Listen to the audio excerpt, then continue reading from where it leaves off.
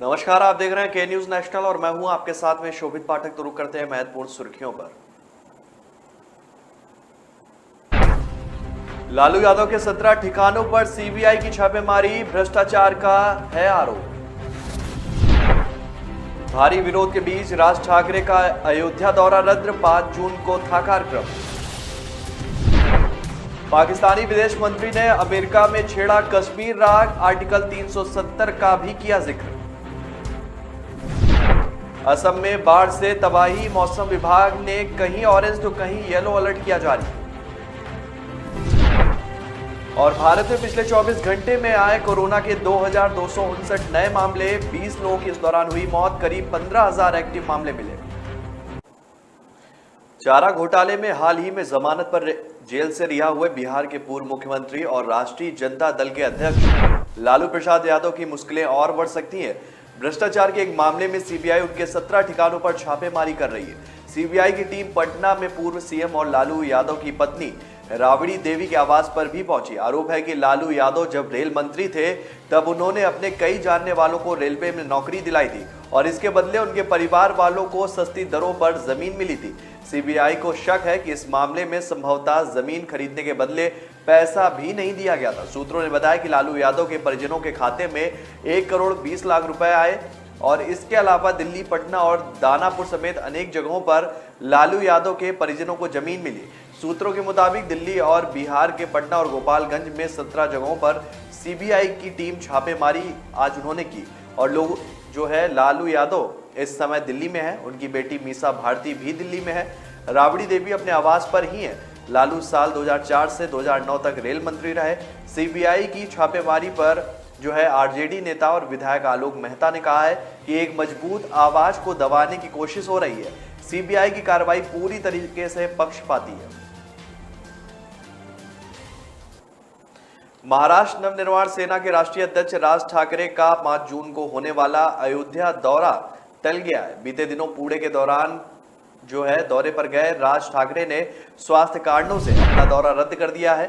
मुंबई लौट आए हैं और मिली जानकारी के अनुसार राज ठाकरे के पैर में चोट लग गई है और उनकी सर्जरी होने वाली है। जानकारी के मुताबिक राज ठाकरे दौरे की आधिकारिक जानकारी डॉक्टर से सलाह लेने के बाद उन्होंने जो है ट्विटर के माध्यम से दी। मनसे अध्यक्ष राज ठाकरे 5 जून को अयोध्या जाने वाले थे और शिव सैनिकों ने अयोध्या दौरे की तैयारियां भी शुरू कर दी थी। वहीं राज के अयोध्या दौरे का उत्तर प्रदेश के नेताओं ने कड़ा विरोध किया था, फिर भी राज ठाकरे अपने अयोध्या दौरे पर अड़े थे। 17 अप्रैल को ठाकरे ने पुणे में घोषणा की थी कि वह भगवान राम का आशीर्वाद लेने के लिए 5 जून को अयोध्या जाएंगे। राज ठाकरे के अयोध्या घोषणा के बाद से ही अयोध्या में शांत जो है साधु संत और बीजेपी सांसद ब्रजभूषण सिंह ने उनके दौरे का विरोध किया। बीजेपी सांसद ने कहा कि पहले राज ठाकरे को उत्तर प्रदेश वालों से माफी मांगनी चाहिए, फिर उन्हें अयोध्या आना चाहिए। बाबरी मस्जिद मामले में वादी रहे इकबाल अंसारी ने भी मनसे अध्यक्ष राज ठाकरे के अयोध्या दौरे का विरोध किया था। पाकिस्तान के विदेश मंत्री बिलावल भुट्टो जरदारी ने एक बार फिर आर्टिकल 317 को हटाए जाने का जिक्र किया है। साथ ही यह भी कहा है कि आर्टिकल 317 को हटाने की वजह से ही भारत और पाकिस्तान के रिश्ते नहीं सुधर पा रहे। ये सब पाक विदेश मंत्री ने अपनी अमेरिका की यात्रा के दौरान एक प्रेस ब्रीफिंग में कहा। बिलावल भुट्टो जो है जरदारी ने मीडिया से बात करते हुए कहा कि भारत समेत कई मुद्दों पर उन्होंने बात की। उन्होंने कहा कि जम्मू कश्मीर को लेकर परिसीमन आयोग की हालिया रिपोर्ट और आर्टिकल 317 को खत्म करने के फैसले के चलते भारत के साथ पाकिस्तान के रिश्ते काफी बिगड़ गए। हालांकि इस दौरान पाक विदेश मंत्री ने आर्थिक गतिविधियों के लिए दोनों देशों के बीच अच्छे संबंधों को जरूरी बताया है।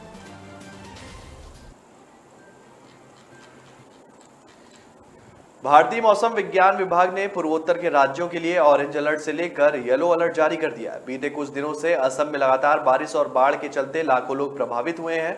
वहीं पड़ोसी राज्यों त्रिपुरा, मिजोरम और मणिपुर के कुछ हिस्सों में स्थिति खराब बनी हुई है, जिसको लेकर मौसम विभाग ने अगले कुछ दिनों के लिए अलर्ट जारी कर दिया है। असम में गुरुवार को बाढ़ की स्थिति और बिगड़ गई और इससे एक अन्य व्यक्ति की भी मौत हो गई। प्रदेश के 27 जिलों और यहाँ रहने वाले करीब 7.18 लाख लोग बाढ़ से प्रभावित हुए। असम राज्य आपदा प्रबंध प्राधिकरण की दैनिक बाढ़ रिपोर्ट के अनुसार नौगांव जिले के कामपुर राजस्व क्षेत्र में एक व्यक्ति की डूबने से मौत हो गई। इसमें कहा गया है कि इसके अलावा कामपुर में 2 और लोग जो हैं वो लापता हैं। रिपोर्ट में कहा गया है कि इसके साथ ही राज्य में बाढ़ और भूस्खलन से इस साल मरने वालों की संख्या बढ़कर 10 हो गई है। वहीं मौसम विभाग ने स्थिति को देखते हुए 21 मई राज्य में ऑरेंज अलर्ट जारी कर दिया है और मौसम विभाग ने मेघालय में भी ऑरेंज अलर्ट जारी कर दिया। यह अलर्ट 21 मई तक ही जारी किया गया है। विभाग के मुताबिक भारी बारिश की स्थिति बनी हुई है, जिसके चलते उन्होंने नागरिकों को चेतावनी दी है। विभाग ने मेघालय के अधिकतर जिलों में 100 मिमी प्रतिदिन से अधिक बारिश होने की संभावना जताई है। तापमान की बात करें तो राज्य के अधिकतर जिलों में न्यूनतम तापमान 16 डिग्री तो अधिकतम तापमान 21 डिग्री तक रह सकता है। देश में कोरोना के हालात फिलहाल स्थिर नजर आ रहे हैं। पिछले कुछ दिनों से रोजाना लगभग 2000 नए मामले सामने आ रहे हैं। पिछले 24 घंटे में कोरोना के 2259 नए मामले सामने आए। वहीं 20 लोगों की कोरोना से मौत भी हो गई और इससे पहले 19 मई को भी लगभग 2300 कोरोना केस सामने आए थे। कोरोना के नए मामले सामने आने के बाद अब देश में कुल एक्टिव कोरोना मामलों की संख्या 15,044 हो चुकी है। एक दिन पहले के मामलों की तुलना की जाए तो आज मामूली गिरावट देखी गई है। हालांकि मौत का आंकड़ा बढ़ा हुआ है। 19 मई को कोरोना से 10 लोगों की मौत हुई थी, जो एक दिन बाद बढ़कर दोगुनी हो गई है। हालांकि पिछले कुछ दिनों से कोरोना मामलों में लगातार गिरावट देखने को मिल रही है। पहले जहां अचानक कोरोना मामले तेजी से बढ़ने शुरू हो गए थे, वहीं अब रोजाना 2000 के करीब नए केस सामने आ रहे हैं, जो सभी के लिए एक राहत है।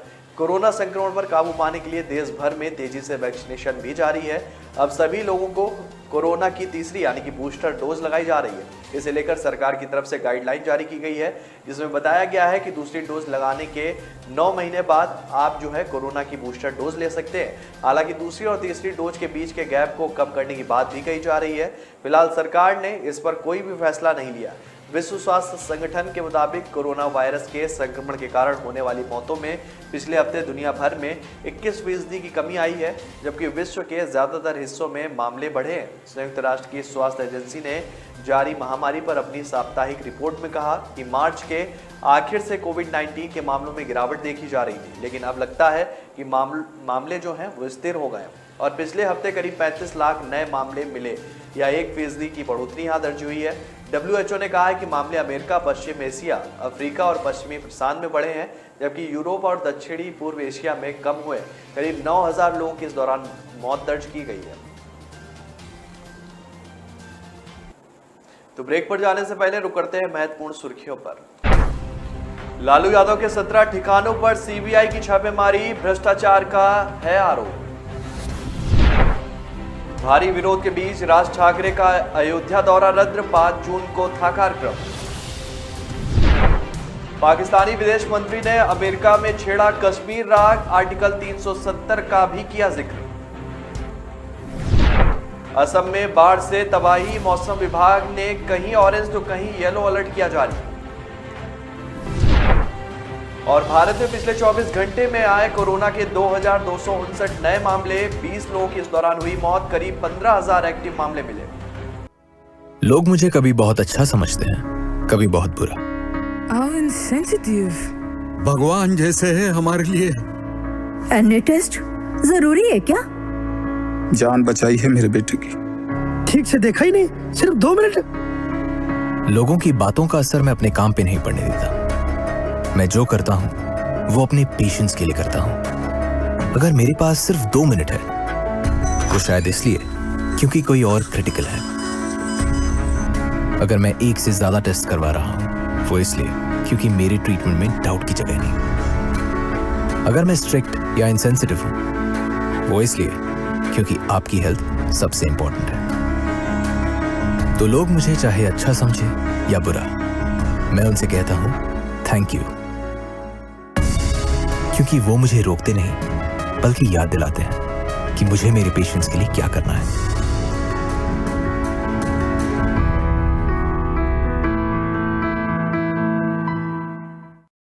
ब्रेक के बाद फिर स्वागत है आपका। रुक करते हैं आगे की खबरों पर।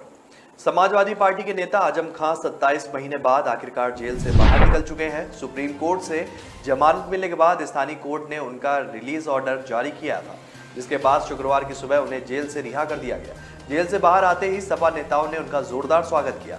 आजम खां के दोनों बेटे उन्हें रिसीव करने के लिए जेल के बाहर पहुंचे थे। जेल से रिहा होते ही आजम खां सीधे कार से सवार हुए और निकल गए। इस दौरान उनके साथ शिवपाल यादव भी नजर आए। आपको बता दें कि आजम खां के खिलाफ 80 से ज्यादा मामले दर्ज हैं और इन सभी मामलों में उन्हें जमानत दी गई है।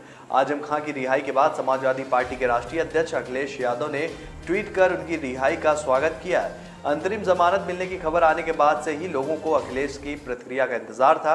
जब तक अखिलेश का ट्वीट नहीं आया था तब तक दोनों के रिश्तों को लेकर कई तरह के कयास लगाए जा रहे थे, लेकिन उन सभी पर अखिलेश यादव ने विराम लगा दिया। अखिलेश ने ट्वीट करके लिखा कि सपा के वरिष्ठ नेता व विधायक आजम खां जी के जमानत पर रिहा होने पर उनका हार्दिक स्वागत है। जमानत के इस फैसले से सर्वोच्च न्यायालय ने न्याय को नए मानक दिए हैं। पूरा एतबार है कि वो अन्य सभी झूठे मामलों मुकदमों में बाइज्जत बरी होंगे और झूठ के लम्हे होते हैं, सदियां नहीं होती। राजस्थान के जयपुर में बीजेपी के राष्ट्रीय पदाधिकारियों की बैठक हो रही है, जिसमें प्रधानमंत्री नरेंद्र मोदी ने बीजेपी नेताओं को संबोधित किया।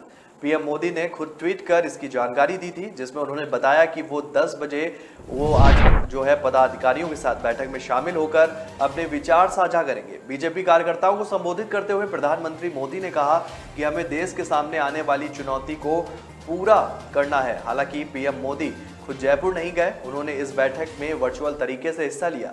बीजेपी पदाधिकारियों की इस बैठक में बीजेपी के तमाम बड़े नेता पहुंचे, जिसमें राष्ट्रीय अध्यक्ष जेपी नड्डा भी शामिल है। नड्डा ने दीप प्रज्वलित कर इस बैठक की शुरुआत की। मंच पर जेपी नड्डा के अलावा सतीश पुनिया भी मौजूद नजर आए।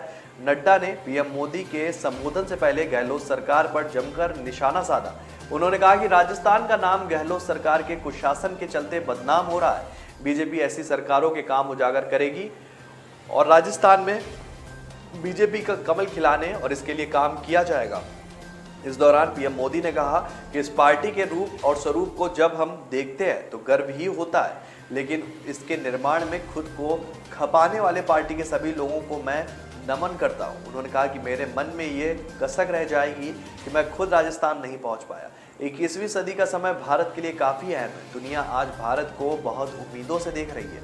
ठीक वैसे ही भारत में भाजपा के प्रति जनता का विशेष स्नेह दिख रहा है। हमें देश के लोगों की उम्मीदों को पूरा करना है और देश के सामने जो चुनौतियां हैं, हमें देश के लोगों के साथ मिलकर हर चुनौती को पार भी करना है। यूपी में शुक्रवार को अलग अलग जगहों पर मौसम का मिजाज बदला हुआ रहेगा। भारतीय मौसम विज्ञान विभाग के अनुसार प्रयागराज सहित राज्य के कई जिलों में लू चलेगी, तो पूर्वी और पश्चिमी यूपी के कुछ स्थानों पर आसमान में आंशिक बादल छाए रहेंगे और हल्की बारिश हो सकती है। इसके अलावा लखनऊ के साथ साथ दूसरी जगहों पर मौसम साफ रहेगा। मौसम विभाग ने पश्चिमी विक्षोभ के सक्रिय होने से 25 मई तक प्रदेश के अलग अलग इलाकों में आंधी बारिश का सिलसिला जारी रहने का अनुमान लगाया है और इससे पहले गुरुवार को भी यूपी में मौसम इसी तरह का बना रहेगा। प्रदेश में सबसे ज्यादा गर्मी बांदा में पड़ी। मौसम विभाग के अनुसार बांदा में अधिकतम तापमान सामान्य से 3 ज्यादा यानी कि 46.2 डिग्री सेल्सियस दर्ज हुआ। दूसरी तरफ प्रदेश के ज्यादातर शहरों में वायु गुणवत्ता सूचकांक अच्छा से मध्यम श्रेणी में है। लखनऊ में शुक्रवार को अधिकतम तापमान 44 और न्यूनतम तापमान 26 डिग्री सेल्सियस रहने का अनुमान रहा। मौसम साफ रहेगा। वायु गुणवत्ता सूचकांक मध्यम श्रेणी में यानी कि 188 दर्ज किया गया है।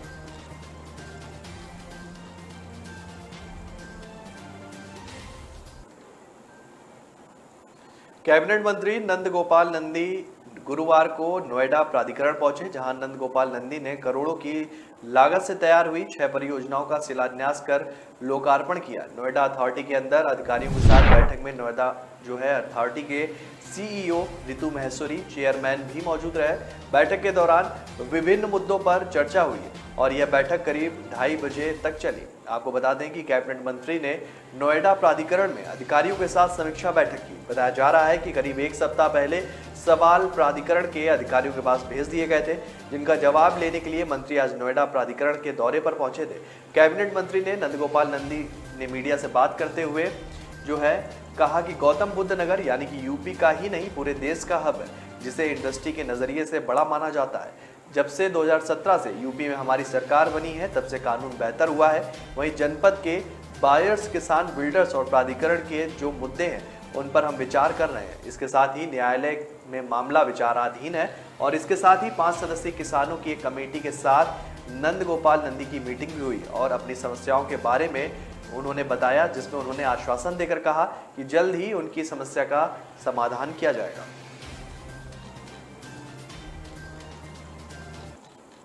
उत्तराखंड के सीएम पुष्कर सिंह धामी ने कहा है कि 4 धाम यात्रा पर इस साल रिकॉर्ड तोड़ संख्या में तीर्थयात्री पहुंच रहे हैं। उन्होंने श्रद्धालुओं से अपील की है कि वे पूरी तरह से स्वस्थ होने पर ही 4 धाम की यात्रा करें। उन्होंने तीर्थयात्रियों से अपील करते हुए कहा कि जो चिकित्सीय रूप से स्वस्थ नहीं है वो यात्रा ना करें। सीएम पुष्कर सिंह धामी ने कहा कि आज से हेमकुंड साहिब यात्रा शुरू हो गई है। तीर्थयात्री अपने रजिस्ट्रेशन और ठहरने की व्यवस्था की पुष्टि होने पर ही यात्रा शुरू करें।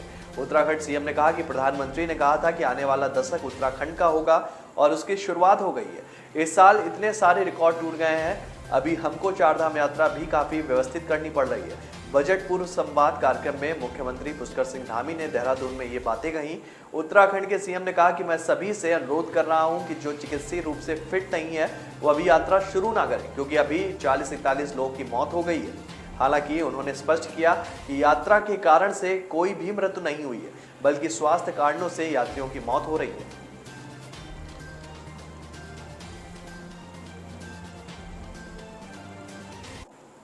तो ब्रेक पर जाने से पहले रुक करते हैं महत्वपूर्ण सुर्खियों पर। लालू यादव के 17 ठिकानों पर सीबीआई की छापेमारी, भ्रष्टाचार का है आरोप।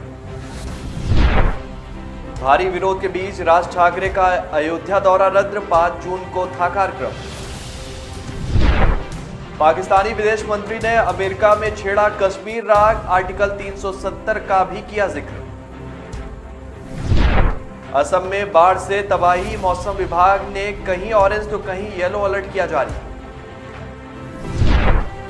और भारत में पिछले 24 घंटे में आए कोरोना के 2259 नए मामले, 20 लोगों की इस दौरान हुई मौत, करीब 15,000 एक्टिव मामले मिले। की असली पहचान तभी होती है जब उसकी बुनियाद मजबूत हो, क्योंकि जिन्हें खुद पर भरोसा हो उनकी ताकत कभी कम नहीं होती है। इसलिए भरोसा करिए सिर्फ विकी पावर प्लस टीएमटी बात पर। अब घर बनेगा स्ट्रॉन्ग, चलेगा लाइफ लॉन्ग। ब्रेक के बाद फिर स्वागत है आपका। रुक करते हैं आगे की खबरों पर। हरियाणा से पर्याप्त पानी यमुना नदी में नहीं छोड़ने के कारण राजधानी के करीब 30% इलाके में पेयजल संकट बढ़ता जा रहा है। दरअसल यमुना नदी स्थित वजीराबाद बैराज में जल स्तर अत्यधिक कम होने से उससे जुड़े दिल्ली जल बोर्ड के 3 जल शोधक संयंत्रों से पानी की आपूर्ति करीब 60% प्रभावित हो गई है। यमुना नदी में हरियाणा की ओर से पर्याप्त पानी नहीं छोड़ने के कारण वजीराबाद बैराज में पानी का स्तर निरंतर कम हो रहा है और इसका सीधा असर इससे जुड़े दिल्ली जल बोर्ड के वजीराबाद, चंद्रावल और ओखला जल शोधक यंत्र पर पड़ रहा है। दिल्ली जल बोर्ड के अनुसार इन संयंत्रों से पानी की आपूर्ति 60% प्रभावित हो रही है। इस कारण इन संयंत्रों से जुड़े नई दिल्ली, सिविल लाइंस, हिंदू राव अस्पताल, कमला नगर, शक्ति नगर, करोल बाग जैसे इलाकों के आसपास के इलाके जो है वहां पर जल आपूर्ति जो है वो नहीं हो पा रही है। इस कारण इन इलाकों के निवासी पीने तक के पानी को मोहताज हो रहे हैं।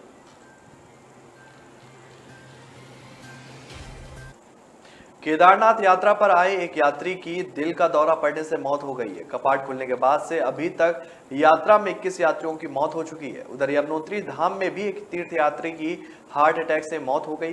गुरुवार को कर्नाटक के जिला मंड्या निवासी नागरत्ना बाबा केदारनाथ के दर्शनों को पहुंचे थे, लेकिन सांस लेने में दिक्कत और सीने में दर्द के कारण तबीयत बिगड़ गई। साथ के लोगों द्वारा उन्हें अस्पताल लाया गया, जहां चिकित्सकों ने उन्हें मृत घोषित कर दिया। उधर यमुनोत्री धाम के पैदल मार्ग पर महाराष्ट्र निवासी अरविंद उमाले की चट्टी में अचानक तबीयत खराब हो गई, जिन्हें परिजन जो है पीएचसी में लेके गए, जहां डॉक्टरों ने अरविंद को मृत घोषित कर दिया। यमुनोत्री धाम में यात्रियों की मौत का आंकड़ा 16 हो गया है, जिसमें 2 यात्रियों की मौत चोटिल होने से हुई है। वहीं गंगोत्री धाम यात्रा पर आए 4 तीर्थयात्रियों की हार्ट अटैक से मौत हुई है। 4 धाम यात्रा पर आने वाले श्रद्धालुओं को उच्च हिमालयी क्षेत्रों में हाइपोथर्मिया और ऑक्सीजन की कमी के कारण स्वास्थ्य संबंधी दिक्कतें सामने आ रही है। अब तक यात्रा के दौरान 48 यात्रियों की मौत हो चुकी है, जिसमें 46 की जान हार्ट अटैक और 2 की पहाड़ी गिरने से हुई है।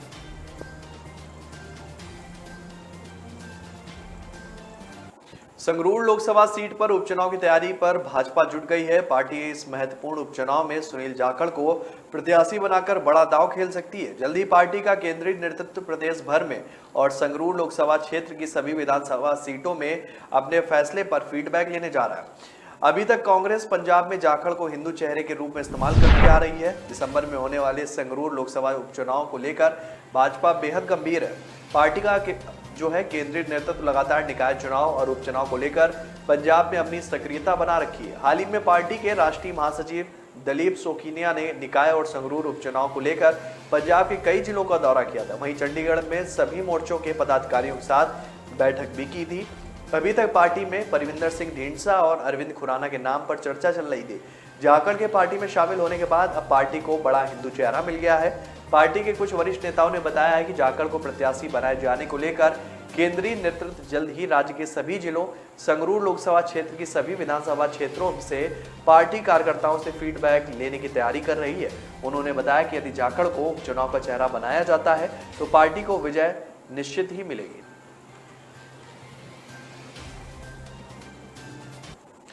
मुख्यमंत्री शिवराज सिंह चौहान ने शुक्रवार को सीधी और भिंड जिले के अधिकारियों के साथ बैठक की।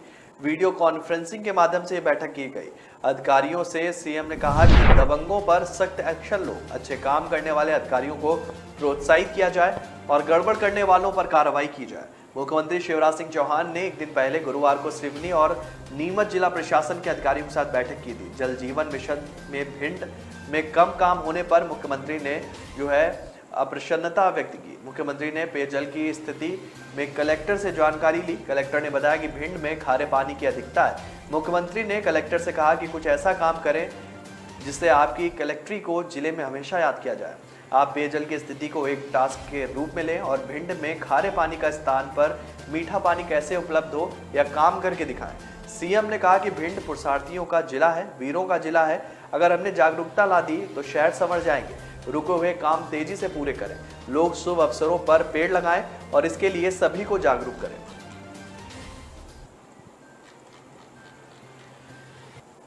यूपी के उप मुख्यमंत्री ब्रजेश पाठक ने कहा है कि ऑल इंडिया मजलिस ए इत्तेहादुल मुसलमीन के नेता असुद्दीन ओवैसी ज्ञानवापी मस्जिद मामले पर बयान देकर खबरों में बने रहना चाहते हैं। बहरहाल पाठक ने ज्ञानवापी मामले पर कोई टिप्पणी नहीं की है और कहा है कि मामला अदालत में है और हम आदेश का पालन करेंगे। ज्ञानवापी मस्जिद मामले पर ओवैसी के हालिया बयानों के बारे में पूछे जाने पर पाठक ने कहा कि AIMIM प्रमुख इस तरह के बयान देकर खबरों में बना रहना चाहते हैं। ओवैसी ने हाल ही में कहा कि वह ज्ञानव्यापी मस्जिद मुद्दे पर बोलना जारी रखेंगे क्योंकि वह प्रधानमंत्री नरेंद्र मोदी या उत्तर प्रदेश के मुख्यमंत्री योगी आदित्यनाथ से नहीं डरते। असुद्दीन ओवैसी ने सोमवार को कहा था कि वह ज्ञानव्यापी मस्जिद के सर्वेक्षण से आहत है और 1991 के उच्चतम न्यायालय के फैसले की अनदेखी की गई है। हैदराबाद लोकसभा सीट से सांसद ओवैसी ने कहा कि वह ज्ञानव्यापी मस्जिद मुद्दे पर बोलना जो है वो लगातार जारी रखेंगे क्योंकि वह प्रधानमंत्री नरेंद्र मोदी या उत्तर प्रदेश के मुख्यमंत्री योगी आदित्यनाथ से नहीं डरते हैं। गुजरात के वडगांव में एक रैली को संबोधित करते हुए ओवैसी ने कहा कि ज्ञानव्यापी मस्जिद के मुद्दे पर बोलने पर लोग उनसे सवाल करते हैं। मैं बोलूंगा क्योंकि मैंने अपना जमीन नहीं बेचा और ना ही कभी ऐसा करूंगा। मैं बोलता हूं और हमेशा बोलता रहूंगा। मैं किसी से नहीं डरता हूं, किसी मोदी या योगी से भी नहीं। मैं इसलिए बोलता हूं क्योंकि बाबा साहब अम्बेडकर द्वारा बनाया गया संविधान मुझे अभिव्यक्ति की स्वतंत्रता देता है।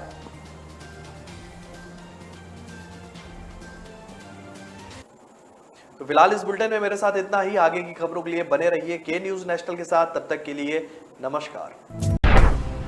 लालू यादव के 17 ठिकानों पर सीबीआई की छापेमारी, भ्रष्टाचार का है आरोप। भारी विरोध के बीच राज ठाकरे का अयोध्या दौरा रद्द, 5 जून को था कार्यक्रम।